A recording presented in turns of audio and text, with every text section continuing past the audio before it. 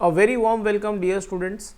Welcome to the next lecture of revision of mechanical properties of fluids. हम already 2 lecture ले चुके हैं mechanical of fluids के revision के लिए, और पहले लेक्चर में मैं surface tension on the molecular theory पढ़ा चुका हूँ, और सेकेंड में और उसी फर्स्ट लेक्चर में शायद हमने T equal to D W by D A का डेरिवेशन भी किया था। सेकेंड लेक्चर में हम लोग एंगल ऑफ कॉन्टैक्ट पढ़ चुके थे, and I also taught you कि शेप कॉन्केव क्यों होना चाहिए, कंडीशंस क्या है कॉन्केव कॉन्वेक्स सरफेस के लिए, प्लेन सरफेस के लिए। This is all we have discussed in the past. इसके अलावा मैंने तुमको शेप ऑफ द ड्रॉप पढ़ा दिया था। उसके अलावा मैंने तुमको एक और आर्टिकल किया था हमने, कंटैमिनेशन से क्या होता है, मतलब इम्प्यूरिटी डालने से क्या होता है, टेम्परेचर का सरफेस टेंशन पे क्या इफेक्ट होता है। अब इसके आगे, और आज का आर्टिकल है excess pressure across the free surface of a liquid. So let us try to understand ये excess pressure free surface of liquid पे कैसे फाइंड आउट करते हैं, इसके क्या कॉन्सिक्वेंसेज होते हैं। Let us start one by one. The very first thing is हम 3 वेसल ले लेते हैं और उसमें लिक्विड डाल देते हैं। तो देखो लिक्विड का शेप अलग अलग वेसल में अलग अलग है, और अब हम लोग 2 पॉइंट कंसिडर करते हैं, ए और B. So let us consider 2 points A and B, और याद रखना ए है ना, A just above the water surface है, just above the liquid surface है, और B just below the liquid surface है। मतलब तुम बोल सकते हो कि बी मॉलिक्यूल किसी लिक्विड का ही मॉलिक्यूल है जस्ट बिलो द सरफेस, और A just above the surface. In other words B just surface के नीचे ही है, तो याद रखना पानी का प्रेशर उस पर इतना एक्ट नहीं होगा, मतलब प्रेशर इतना ज़्यादा चेंज नहीं होगा। वैसे तो हम जानते हैं कि जैसे जैसे हम पानी में अंदर अंदर जाते हैं the pressure goes on increasing, और प्रेशर का फॉर्मूला है एच रो जी। बट क्योंकि हमारा एच जीरो है, मतलब हम लोग जस्ट बी वाला मॉलिक्यूल जो है पानी के सरफेस के जस्ट नीचे है, तो लिक्विड का प्रेशर नहीं लगेगा उस पर। तो याद रखना ए पे भी एटमॉस्फेरिक प्रेशर होगा और बी पे भी एटमॉस्फेरिक प्रेशर होगा, राइट, दोनों पे एटमॉस्फेरिक प्रेशर है। अब देखो होता क्या बच्चों, अगर सरफेस प्लेन होगा ना, सरफेस प्लेन, तो फोर्स ऑफ सरफेस टेंशन जो होता है एफ टी जिसको मैं लिख देता हूँ, फोर्स ऑफ सरफेस टेंशन, वो क्या होता है बी पे कैसे होता है, देखो force of surface tension will cancel each other, और अगर force of surface tension cancels each other तो नेट फोर्स पॉइंट बी पे जीरो ही लगा, है ना। इन अदर वर्ड्स मैं बोल सकता हूँ कि ए पे और बी पे प्रेशर सेम होगा, there is no pressure difference अगर सरफेस प्लेन हुआ तो। लेकिन अगर सरफेस कॉन्केव हुआ, जैसे तुम इस डायग्राम में देख सकते हो, इस डायग्राम में सरफेस कैसा है, कॉन्केव, यहाँ पे कॉन्केव सरफेस है। अगर तुम ऊपर से देखो इस डायग्राम पे तो ये कॉन्केव है, तो इसमें फोर्स ऑफ सरफेस टेंशन कैसे दिखा सकते हैं, देखो ओके कुछ इस तरह से दिखा सकते हैं। ये तुम्हारा एफ टी है, और अब ये दोनों इक्वल एंड अपोजिट नहीं है, इक्वल तो है बट अपोजिट नहीं है, देखो they are making an angle. तो इनका रिजल्टेंट है ना, अगर तुम एक पैरेललोग्राम बना लो फॉर एग्जांपल यहाँ पे, तो इनका रिजल्टेंट कुछ ऊपर की तरफ होगा, मतलब बी पे जो फोर्स लगेगा ना, बी पे वो थोड़ा ऊपर की तरफ लगेगा, ऐसे बी पे जो फोर्स लगेगा वो ऊपर की तरफ लगेगा। और याद रखना बी पे एटमॉस्फेरिक प्रेशर नीचे की तरफ है, तो सेकेंड डायग्राम में क्या हो रहा है ना कि बी पे नीचे की तरफ नहीं, बी नीचे की तरफ है, मतलब बी कॉन्वेक्स सरफेस की तरफ है। तो याद रखना बी तुम्हारा कॉन्वेक्स सरफेस की तरफ है, और वहाँ पे क्या हो रहा है, फोर्स ऑफ सरफेस टेंशन ऊपर की तरफ है और एटमॉस्फेरिक प्रेशर नीचे की तरफ होता है हमेशा, वी नो दैट। तो अल्टीमेटली क्या हो रहा है कि प्रेशर को फोर्स ऑफ सरफेस टेंशन कम कर रहा है। इन अदर वर्ड्स मैं बोल सकता हूँ कि pressure at point B okay is slightly less than pressure at point A okay क्योंकि फोर्स ऑफ सरफेस टेंशन क्या कर रहा है, जनरली अगर ये फोर्स ऑफ सरफेस टेंशन नहीं होता तो होना तो यही चाहिए था कि ए पे भी एटमॉस्फेरिक प्रेशर लगता और बी पे भी एटमॉस्फेरिक प्रेशर लगता। लेकिन फोर्स ऑफ सरफेस टेंशन ने क्या किया, फोर्स ऑफ सरफेस टेंशन ने बी पे जाके क्या किया, एटमॉस्फेरिक प्रेशर नीचे लग रहा था और फोर्स ऑफ सरफेस टेंशन ऊपर लगने लगा, तो उसने कैंसिल किया बी पे एटमॉस्फेरिक प्रेशर को। In other words there will be a pressure difference. In other words मैं ये कह सकता हूँ कि जो कॉन्वेक्स वाला साइड है वहाँ पे प्रेशर कम है, तो ऑफकोर्स जो कॉन्केव वाला साइड है वहाँ पे प्रेशर ज़्यादा है, कॉमन सेंस की बात है। अब अगला डायग्राम देखते हैं बच्चों, अगला डायग्राम, यहाँ पे फोर्स ऑफ सरफेस टेंशन कुछ इस तरह से होगा, और यहाँ पे अगर मैं पैरेललोग्राम बनाऊँ ना बच्चों, पैरेललोग्राम ड्रॉ करके दिखा देता हूँ, ये पैरेललोग्राम कुछ इस तरह से होगा, right, this is the way parallelogram will be drawn.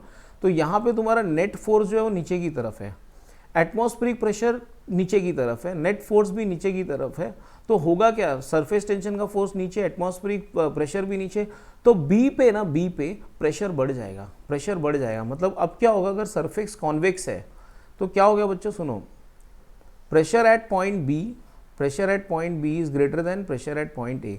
मतलब मैंने क्या सीखा, देखो ये सरफेस को देखो, इस डायग्राम को मैं दोबारा बनाता हूँ, ऐसे देखो, ऐसे यहाँ पे प्रेशर कम था, कम, लेस, और ऑफ कोर्स लेस था, और ऐसा जब बना सरफेस तो क्या हुआ, यहाँ पे प्रेशर मोर हो गया, मोर, राइट। मतलब मैंने क्या सीखा, क्या मैंने, सुनो ना, कि और यहाँ पे मोर होगा ना, यहाँ पे लेस है तो यहाँ पे मोर होगा और यहाँ पे लेस होगा। तो मैंने क्या सीखा, देखो अगर सरफेस प्लेन होगा तो there is no pressure difference on either sides of a plane surface. लेकिन अगर सरफेस कर्व्ड होगा ना तो देखो इस तरफ, इस तरफ, इस तरफ, मतलब इस तरफ देखो, कॉन्केव की तरफ, इस तरफ से देखोगे तो ये कॉन्केव है, इधर कॉन्केव है, तो pressure on the concave side will be more then the pressure on the convex side. तो ये आर्टिकल से तुमको सीख क्या मिली, देखो क्या मिली कि फॉर प्लेन सरफेस, अगर सरफेस प्लेन है, फॉर प्लेन सरफेस, अगर सरफेस प्लेन है तो क्या होता है, देखो there is no pressure difference, there is no pressure difference across the sides, there is no pressure difference across the sides, pressure difference across upper and the lower level. But for curved surfaces, याद रखना बच्चों, ये बहुत important और interesting बात है और इसी से हमारा पूरा चैप्टर आगे बढ़ेगा। अगर कोई सरफेस कर्व्ड है ना तो मैंने क्या सीखा, देखो मैंने सीखा the pressure on the concave side, the pressure on the concave side is always greater than the pressure on the convex side.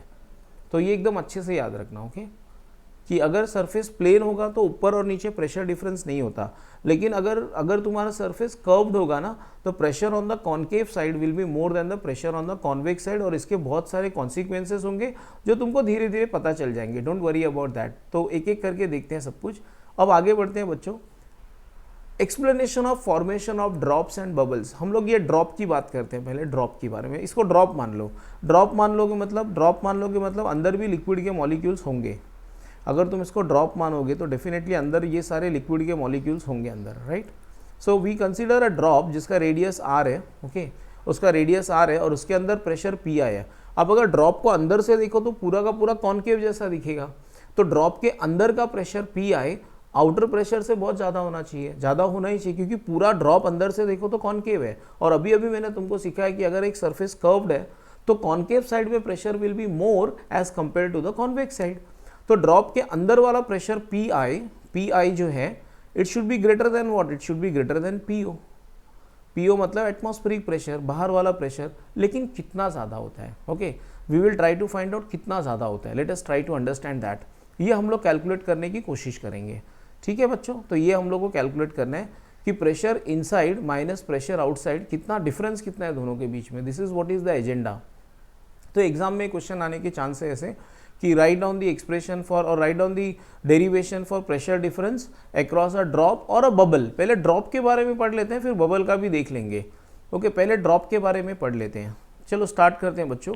एक काम करते हैं, इस ड्रॉप की ना एरिया को बढ़ाते हैं, इस ड्रॉप के अंदर से फोर्स लगाते हैं। समझो ऐसे फोर्स लगाया गया ड्रॉप के अंदर से, लेट अस अज्यूम, इमेजिन करो कि मैंने ऐसे ऐसे फोर्सेस लगा दिए ड्रॉप के अंदर से, ओके। ड्रॉप के अंदर से फोर्सेस लगाने की वजह से क्या हुआ ना, उसका रेडियस बढ़ गया, थोड़ा सा बढ़ गया, बहुत थोड़ा सा, याद रखना बहुत थोड़ा सा बढ़ाया मैंने रेडियस, बहुत थोड़ा सा, मतलब इतना कम बढ़ा है कि मतलब ज़्यादा प्रेशर डिफरेंस में फर्क नहीं पड़ा, बहुत थोड़ा सा मैंने उसको बड़ा कर लिया। कितना बड़ा कर लिया, डेल्टा आर। तो याद रखना delta R is very small, delta R is very small, ये मान लेना, ओके, वेरी स्मॉल। क्योंकि मैंने ड्रॉप को बढ़ाया ऐसे साइज में तो ऑफकोर्स उसका सरफेस एरिया बड़ा होगा ना। उसका इनिशियल सरफेस एरिया कितना था, इनिशियल सरफेस एरिया था 4 pi are square, initial surface area था 4 pi are square. Final surface area कितना हो गया, देखो आर प्लस डेल्टा आर हो गया रेडियस, तो 4 pi r plus delta are the whole square, ठीक है। ये उसका इनिशियल एरिया, ये उसका फाइनल एरिया। अब ऐसा करने में हमको काम करना पड़ेगा, अपने आप तो होगा नहीं, we have to do work. और हम लोग पढ़ चुके हैं कि T equal to dW/dA, surface tension is equal to work done per unit area, या T इक्वल टू dW/dA। तो वर्क डन को मैं क्या लिख सकता हूँ, देखो वर्क डन को मैं लिख सकता हूँ, अगर T इक्वल टू dW/dA है तो वर्क डन को मैं लिख सकता हूँ TDA। तो मैं लिखता हूँ, छोटे से वर्क डन को लिखता हूँ TDA। DA मतलब क्या होता है, चेंज इन द एरिया, मतलब A2 माइनस A1, ठीक है। अब A2 की वैल्यू डाल देता हूँ, तो ये होगा T इंटू A2 कितना है, देखो 4 pi bracket R plus delta are the whole square minus 4 pi are square, ठीक है। अब 4 पाई को कॉमन ले लेता हूँ, 4 पाई को कॉमन ले लेता हूँ, तो ये आंसर होगा 4 पाई कैपिटल टी, ब्रैकेट में r प्लस डेल्टा आर को एक्सपांड कर लेता हूँ, तो ये हो जाएगा R square plus 2r delta R बराबर है plus delta are the whole square, delta are the whole square minus R square. I hope you understand. 4 pi are square का ये तो था ही ना पहले से 4 पाई आर स्क्वायर, और इसको मैंने एक्सपांड कर दिया, 4 पाई को कॉमन ले लिया। तो पहले तो बच्चों देखो ये आर स्क्वायर और ये माइनस आर स्क्वायर कैंसिल हो गया, तो वर्क डन का आंसर क्या आएगा, वर्क डन का आंसर आएगा 4 pi T 2r delta are. ये delta R square can be neglected, इसको नेग्लेक्ट कर लो, ये नेग्लेक्ट हो गया क्योंकि डेल्टा आर खुद ही छोटा था और उसको स्क्वायर करने पे तो और छोटा हो जाएगा। जैसे कि 0.5 खुद ही छोटा है, उसको स्क्वायर कर लोगे तो वो 0.25 मतलब और ज़्यादा छोटा हो जाएगा। तो ये तुम्हारा आंसर कितना हो गया बच्चों, देखो 4 pi t into 2r delta are, ये हो जाएगा 8 pi are t delta r. ठीक है, 8 pi are t delta r. I hope you understand that. ठीक है, अब देखो तुमने फोर्स लगाया अंदर से तब तो ये एक्सपांड हुआ होगा, लेकिन नेट फोर्स क्या होगा, ध्यान से सुनना। नेट फोर्स कैसे निकालोगे, देखो हम लोग जानते हैं कि work done is equal to force into displacement, लेकिन बच्चों ध्यान से सुनना, नेट फोर्स कैसे निकालोगे। देखो तुम अंदर से फोर्स जरूर लगा रहे हो लेकिन बाहर से भी फोर्स लग रहा है एटमॉस्फेयर का, राइट। तो नेट फोर्स क्या होगा, अंदर वाला फोर्स माइनस बाहर वाला फोर्स। तो वर्क डन कैसे निकालोगे, देखो work done will be equal to what, work done will be equal to F net minus what, F net into work done is force into displacement. तो F net into displacement तो delta R हुआ, delta R displacement हुआ। अब F net मतलब क्या होगा बच्चों, अंदर वाला फोर्स, अंदर से जो फोर्स लगा रहे हो मतलब माइनस बाहर से जो एटमॉस्फेयर का फोर्स लग रहा है। तो मैं लिख देता हूँ यहाँ पे F inside minus F outside into delta R. और मेरे ख्याल से सारे बच्चे जानते होंगे कि force is pressure into area, pressure is force upon area. तो फोर्स को क्या लिखा जा सकता है, प्रेशर इंटू एरिया। तो जो अंदर वाला फोर्स है ना उसको क्या लिखूंगा, P inside into area minus इसको लिखूंगा P आउटसाइड इंटू एरिया, बराबर है, इंटू डेल्टा आर। अब इसको थोड़ा और अच्छे से लिख दूं तो आंसर आएगा PI minus PO, area common ले लेता हूं बच्चों, और एरिया क्या था ड्रॉप का, 4 पाई आर स्क्वायर था, 4 pi are square delta are. और ये हो गया मेरा इक्वेशन नंबर 2। तो मैंने वर्क डन है ना बच्चों, वर्क डन दो तरीके से निकाला। पहले कैसे निकाला वर्क डन पहले मैंने निकाला बाय द फॉर्मूला TDA, फिर मैंने वर्क डन कैसे निकाला, फोर्स इंटू डिस्प्लेसमेंट, और अब इन दोनों को मैं इक्वेट कर लूँगा। तो I am going to equate 1 and 2, equating 1 and 2। और अगर मैंने इक्वेट किया 1 and 2 को तो देखो बच्चों आंसर क्या आएगा, equating 1 and 2 what I will gate.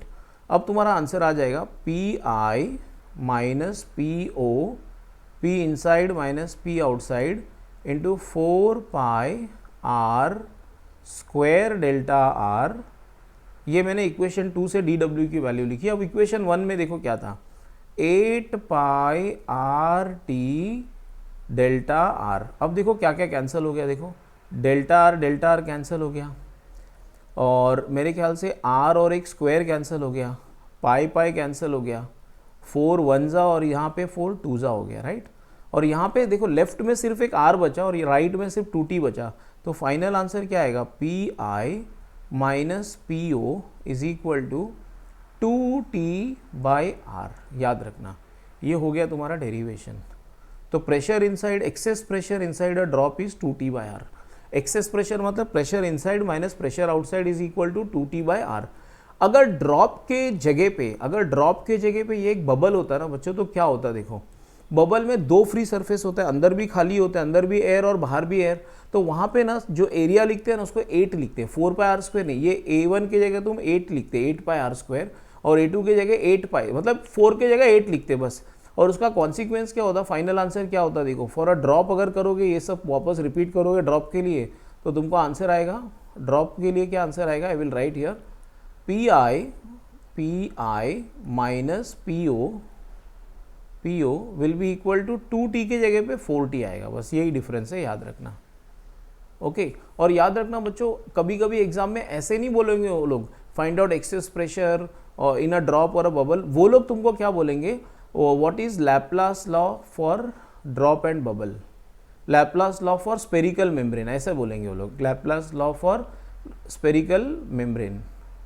तो अगर एग्जाम में ऐसा क्वेश्चन एक बार आ चुका है ऐसा एग्जाम और बच्चों को समझा ही नहीं करना क्या है, तुम अगर अपना गवर्नमेंट बुक अच्छे से देखो तो लास्ट में उन्होंने लिखा हुआ है कि ये जो किया हुआ है इसको बोलते हैं Laplace law of spherical membrane. ये जो डेरिवेशन है ना इसको ऐसे भी बोलते हैं Laplace law of spherical membrane. तो इस हिसाब से तुमको ध्यान देना है कि इसको क्या बोलते हैं। अगर एग्जाम में पूछा प्रूव द लैप्लास लॉ या explain Laplace law for spherical membrane, तो तुमको ये डेरिवेशन करना है ड्रॉप के लिए, और बबल के लिए तुम सिर्फ लिखोगे फॉर अ बबल तुमको ड्रॉप के लिए करना है, सॉरी ये ड्रॉप नहीं बबल है, तुमको ड्रॉप के लिए करना है, और बबल के लिए तुम सिर्फ इतना ही लिखोगे कि अगर बबल होता तो उसमें 2 फ्री सरफेसेस होते हैं, तो हम लोग 2t/r की जगह क्या आंसर आता 4t/r। बस मतलब फिर से डेरिवेशन करने की जरूरत नहीं है।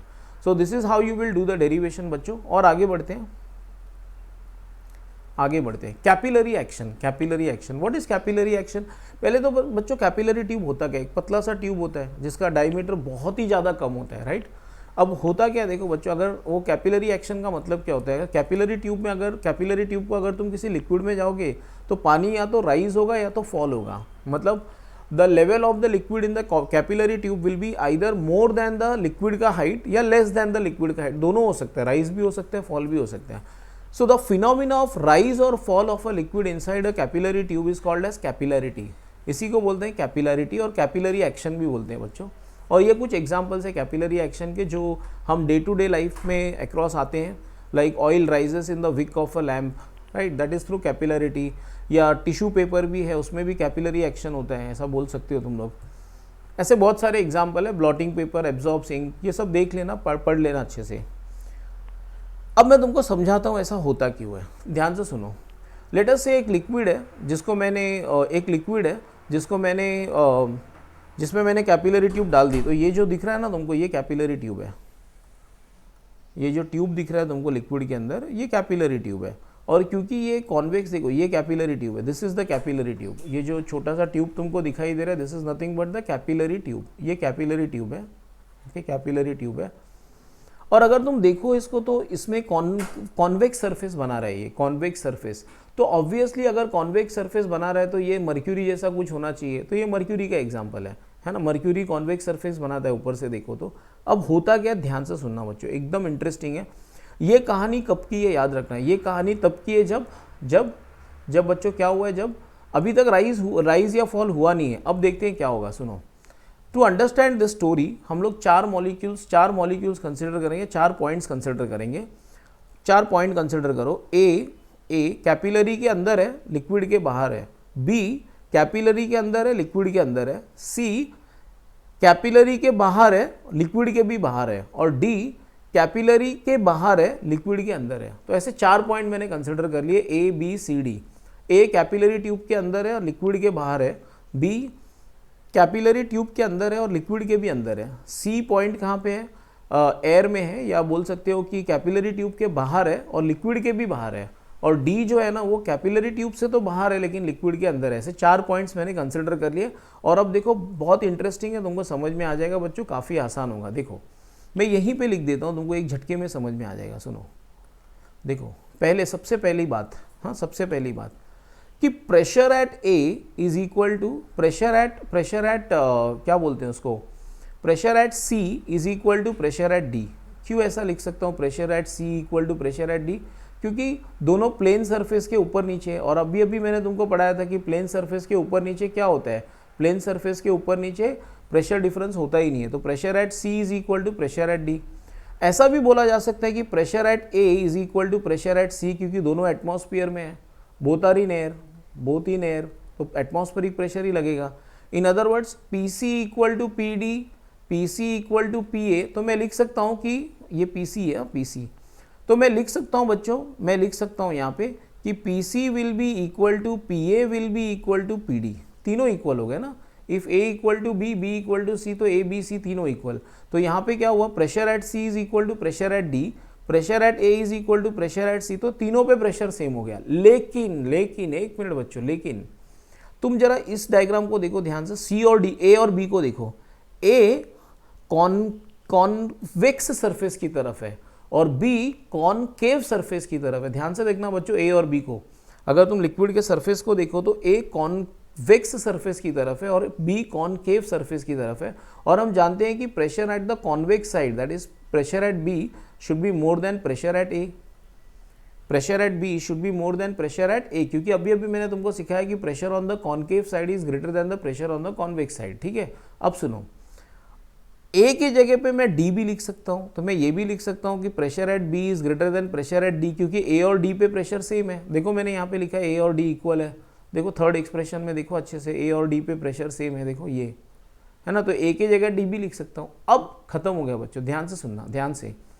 देखने में लगता होगा कि बी और डी सेम लेवल पे है, देखने में ऐसा लगता होगा कि बी और डी सेम लेवल पे, लेकिन फिर भी मैंने प्रूफ करके दिखाया तुमको कि बी पे प्रेशर ज़्यादा है और डी पे प्रेशर कम है। और तुम सब जानते हो कि liquid always flows from high pressure to low, तो लिक्विड बी से डी की तरफ जाने लगेगा ऐसे, मतलब ट्यूब के अंदर से ट्यूब के बाहर जाने लगेगा, तो ऑफकोर्स लेवल फॉल होगा। ट्यूब के अंदर से ट्यूब से बाहर जाने लगेगा तो लेवल फॉल होगा, तो इसलिए ऐसा कुछ डायग्राम दिखेगा, देखो फॉल होगा।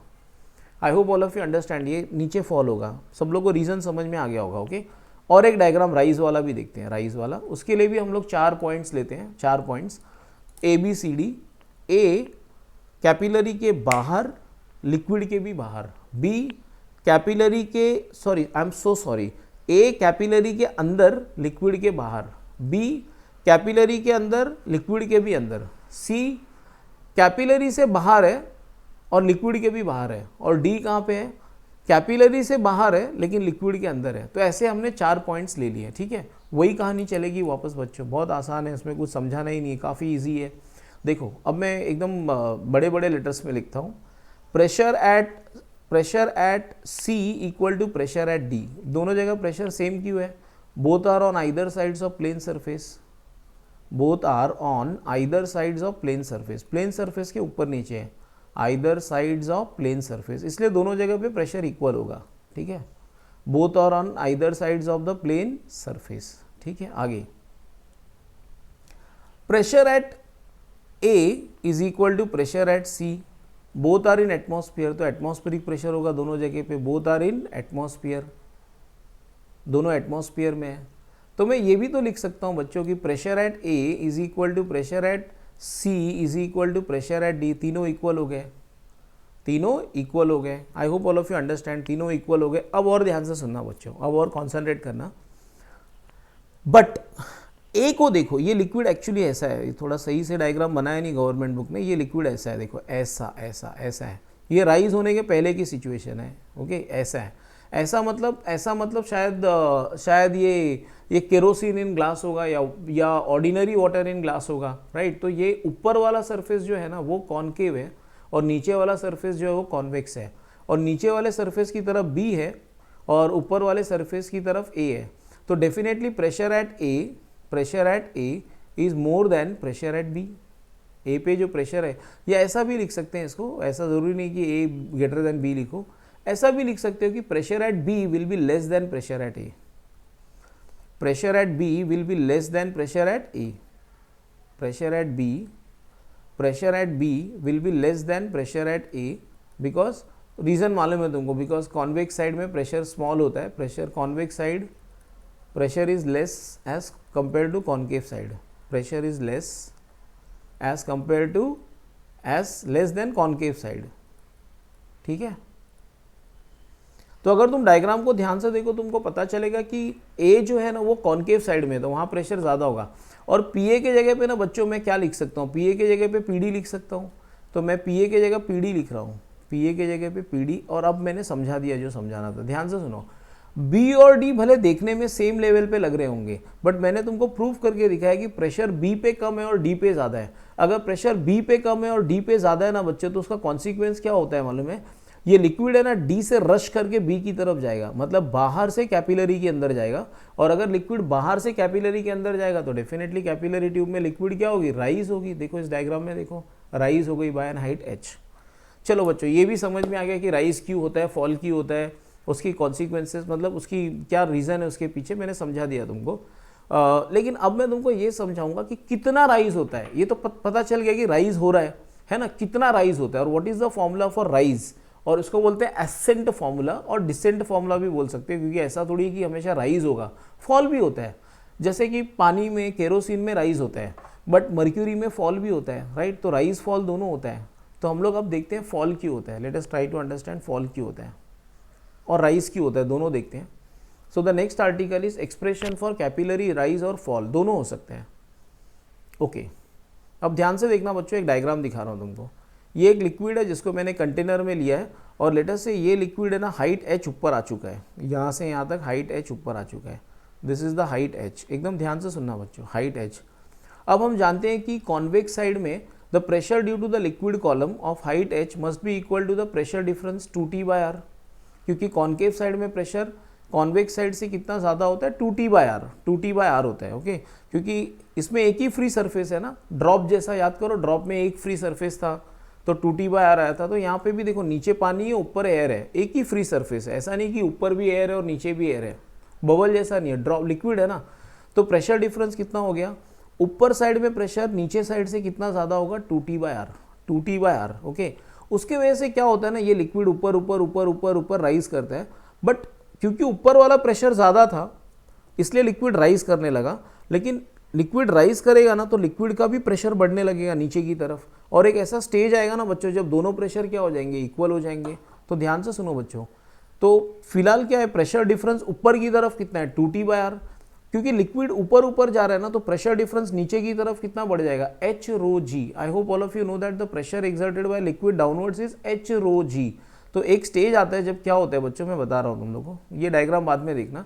एक स्टेज आएगा जब h ρg will become equal to 2T/r, 2T/r। पहले क्या होता है देखो, h कम होता है, लेकिन जैसे जैसे जैसे लिक्विड ऊपर जाएगा ना तो h बढ़ने लगता है, तो h ρg बढ़ के 2T/r हो जाता है। और जब दोनों इक्वल हो जाएंगे तो लिक्विड का लेवल ना तो अब ऊपर वाला फोर्स ज़्यादा है ना नीचे वाला फोर्स ज़्यादा है, तो लिक्विड वहाँ पे रुक जाता है। तो जब लिक्विड हाइट h पे रुकता है तो क्या लिख सकते हैं, h ρg equal to 2T/r। बच्चों ये r मतलब क्या होता है ये याद रखना, बहुत अच्छे से याद रखना पड़ेगा। r की वैल्यू क्या है, r को क्या बोलते हैं, r is the radius of the surface, radius of the surface of liquid, radius of the surface of the liquid.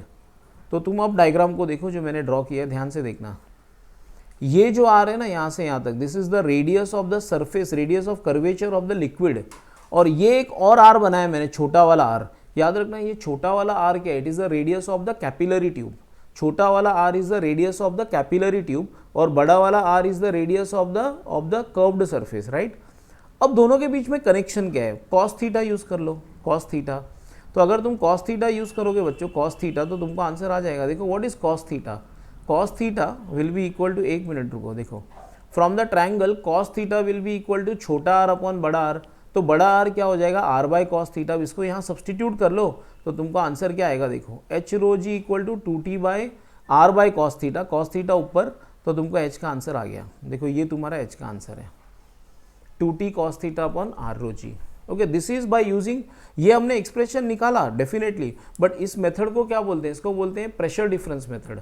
तो एग्जाम में शायद मतलब मेथड स्पेसिफाई तो नहीं करना चाहिए बच्चों, लेकिन पूछ सकते हो लोग। तो क्या होता है कि जैसे ही कॉनकेव सरफेस बनेगा, ऊपर की तरफ प्रेशर ज़्यादा होगा तो लिक्विड ऊपर की तरफ जाने लगेगा, लेकिन जैसे जैसे लिक्विड ऊपर की तरफ जाएगा h भी तो बढ़ेगा, तो नीचे भी लिक्विड का प्रेशर बढ़ने लगेगा। और एक स्टेज पे क्या होता है, ऊपर वाला प्रेशर 2T/r और नीचे वाला प्रेशर h ρg, क्योंकि h बढ़ रहा है ना, इक्वल हो जाते हैं, और जहाँ पे इक्वल हो जाते हैं वहाँ पे आके रुक जाएगा लिक्विड।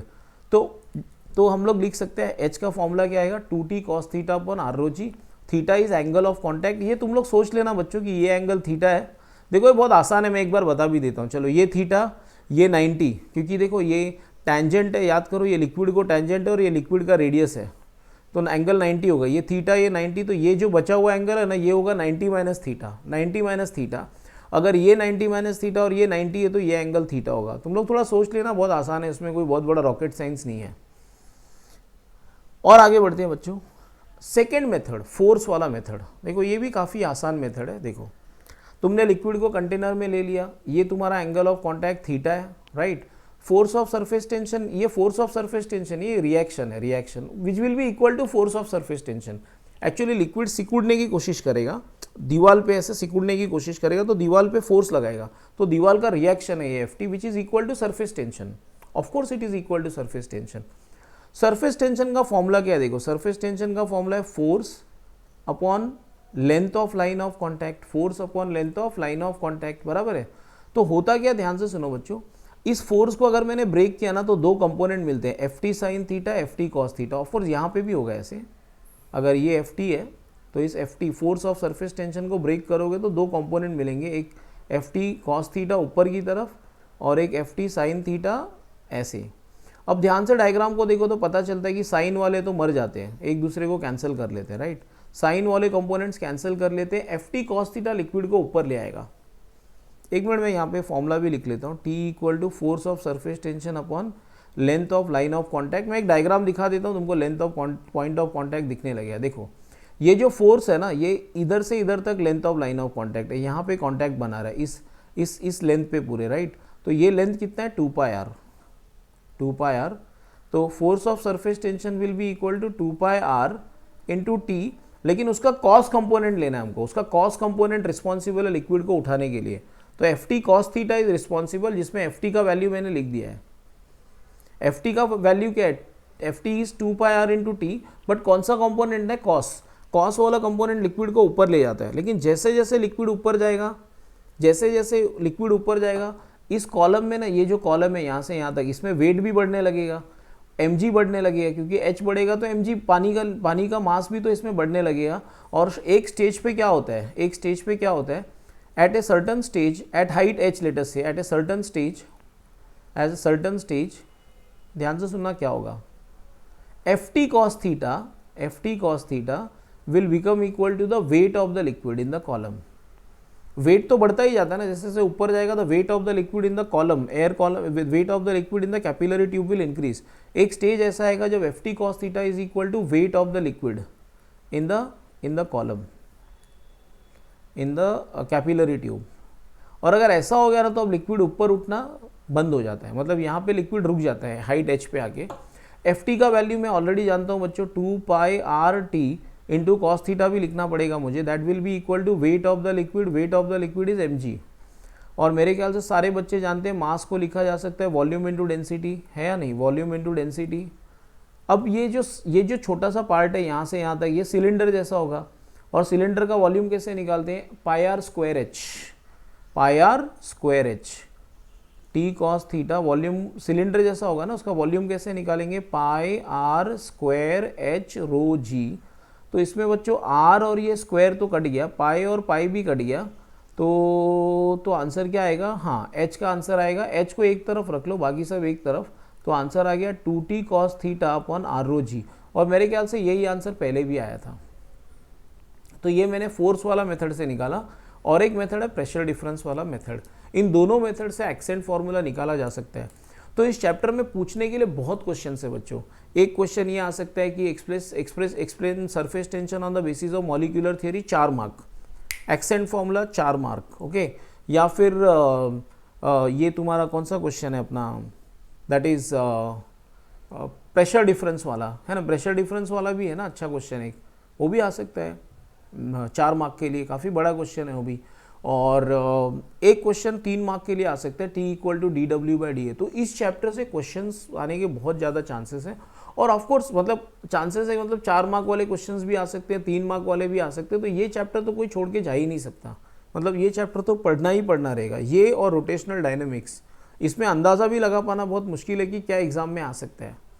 हालांकि 3rd चैप्टर में लगाया जा सकता है, क्योंकि 3rd चैप्टर में क्वेश्चंस कम है, राइट। बट इस चैप्टर में, और तुमको मालूम होगा शायद 6 ऐसे चैप्टर जिनका वेटेज बहुत ज़्यादा है। एक तो रोटेशनल 1, 2, 3, 4, और इलेक्ट्रोमैग्नेटिक इंडक्शन, और एक वेव ऑप्टिक्स। ये सारे बड़े बड़े चैप्टर्स हैं, इनका वेटेज काफ़ी ज़्यादा है, तो ये सब तो छोड़ना ही नहीं है तुमको, राइट। सो बच्चों, इसी के साथ मैं लेक्चर एंड करता हूँ, और इसका अगला पार्ट जो लास्ट पार्ट बचा है, that is Stokes law, terminal velocity, ये मैं अगले वीडियो में कर दूंगा, right, don't worry. So thank you students, and please subscribe to my channel and share the video with your friends. Thank you so much.